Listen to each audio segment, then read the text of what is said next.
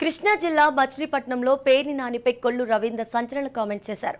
మచిలీపట్నంలో చంద్రబాబు పవన్ కళ్యాణ్ల ప్రజాగలం సభ grand success అయింది. ప్రజాగలం సభకు వచ్చిన జనసంద్రాన్ని చూసి పేర్ని నానికి మంత్రి భ్రమించింది. పేర్ని నాని ఏం మాట్లాడుతున్నాడో అతనికి తెలియడం లేదు.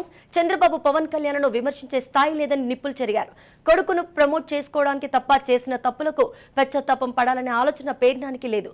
నామినేషన్లు అయిపోయిన తర్వాతే నీ అవినీతి చిట్టా మొత్తం బయటకు వస్తుందని కరోనా పేరు చెప్పుకొని నువ్వు నీ కొడుకును అవినీతికి పాల్పడ్డారని మండిపడ్డారు.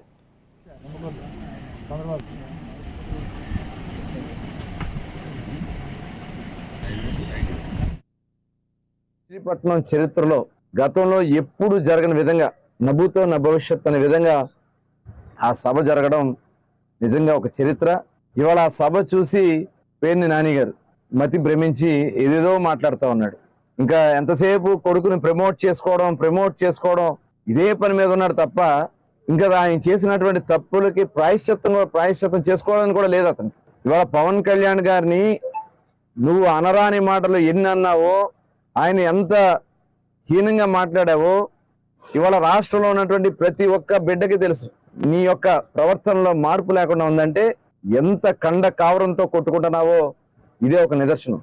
ఇప్పుడు పేర్ని నాని గారు కొడుకో నా కొడుకు కరోనా అంటున్నాడు. ఇదేదో ఆయన కుమారుడు చేశాడు, నా కుమారుడే చేశాడని చెప్పి గొప్పలు చెప్తా ఉన్నాడు. చేసింది ఏమీ లేదు. అక్కడ మనుషులు ప్రాణాలు తీశారు. బందరపట్నానికి కరోనా తీసుకొచ్చింది తిరుపతి ఎలక్షన్స్ లో.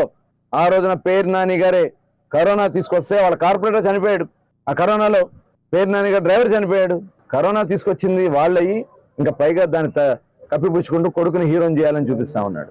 రేపల్లె మచిలీపట్నం రైలు మార్గం రావాలంటే తెలుగుదేశం, జనసేన, భారతీయ జనతా పార్టీ రావాలి.